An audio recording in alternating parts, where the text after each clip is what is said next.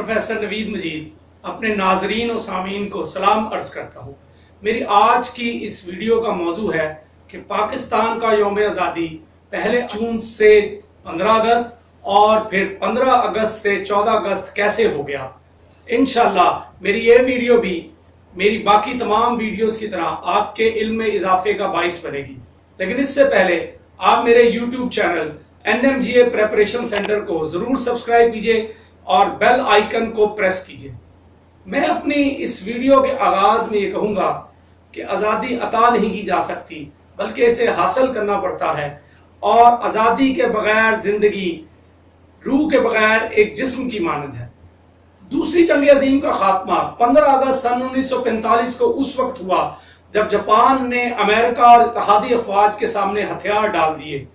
کیونکہ دوسری جنگ عظیم کے وقت بر صغیر پر برطانوی راج نافذ تھا، اس لیے 25 لاکھ ہندوستانی فوجیوں نے برطانوی افواج کی جنگ عظیم دوم میں مدد کی۔ مسلمانوں کی نمائندہ جماعت مسلم لیگ نے ہندوستانی فوجیوں کو برطانوی افواج کی مدد کرنے کی حمایت کی، جبکہ ہندوؤں کی نمائندہ جماعت کانگریس نے اس کی مخالفت کی۔ دوسری جنگ عظیم کے بعد بر صغیر چوتھی سندی قوت کے طور پر ابھرا، اور پھر اس کے سیاسی، معاشی اور فوجی اثر و رسوخ نے اس کی تحریک آزادی میں بہت مدد دی۔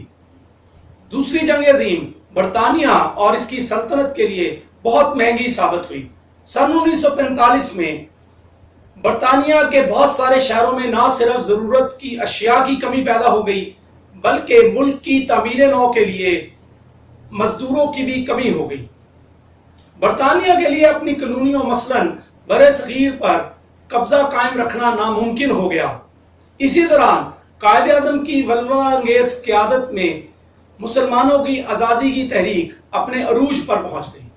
دوسری جنگ عظیم کے دوران برطانیہ کے وزیر اعظم ونسٹن چرچل تھے۔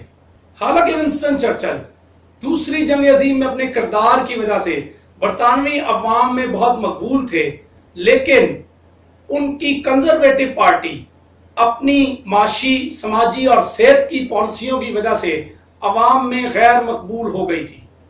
لہذا سن 1945 کے انتخابات میں ان کی پارٹی کو شکست ہو گئی اور برطانیہ پر لیبر پارٹی کی حکومت قائم ہو گئی۔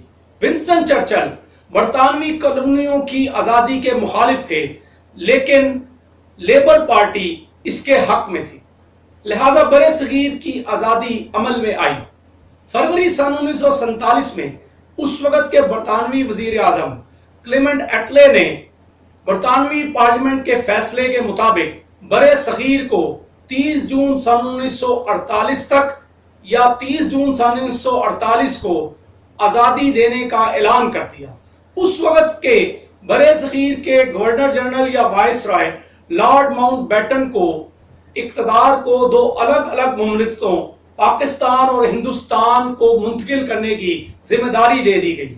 لارڈ ماؤنٹ بیٹن نے 30 جون سن 1948 کی تاریخ کو پیچھے کر کے 15 اگست سن 1947 کر دیا اور کہا کہ اس سے خون ریزی اور دنگا فساد سے بچا جا سکے گا، لیکن افسوس اس کے بالکل الٹ ہوا اور لاکھوں افراد دنگا فساد میں لقمہ اجل بنے۔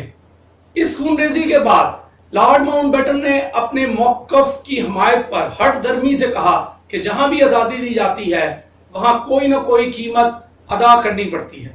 لارڈ ماؤنٹ بیٹن نے 15 اگست کی تاریخ کا انتخاب اس لیے کیا تھا کیونکہ 15 اگست کو جاپان نے دوسری جنگ عظیم میں امریکہ اور اتحادی افواج کے سامنے ہتھیار ڈالے تھے، لیکن پاکستان کو اقتدار کی منتقلی 14 اگست سن 1947 کو کراچی میں ایک تقریب میں کر دی گئی، جس دن پاکستان میں 27 رمضان المبارک تھا۔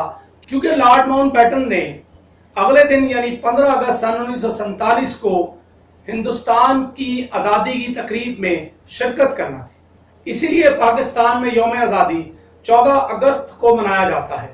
پاکستان میں سن 1948 میں جو اعزازی ٹکٹ جاری کی گئی اس پر یوم آزادی 15 اگست 1947 ہی لکھا تھا، جیسا کہ آپ اس وقت اپنی اسکرین پر دیکھ سکتے ہیں۔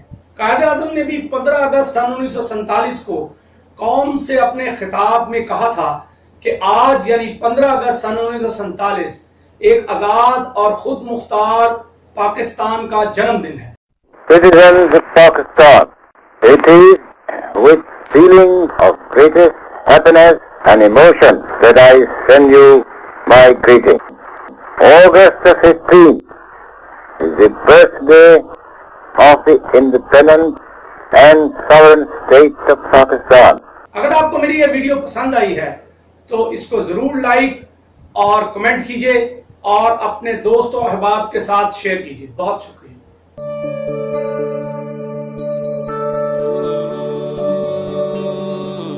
پیار ہے ہمیں پیار ہے پاکستان سے دل جان سے پیار ہے ہمیں پیار ہے پاکستان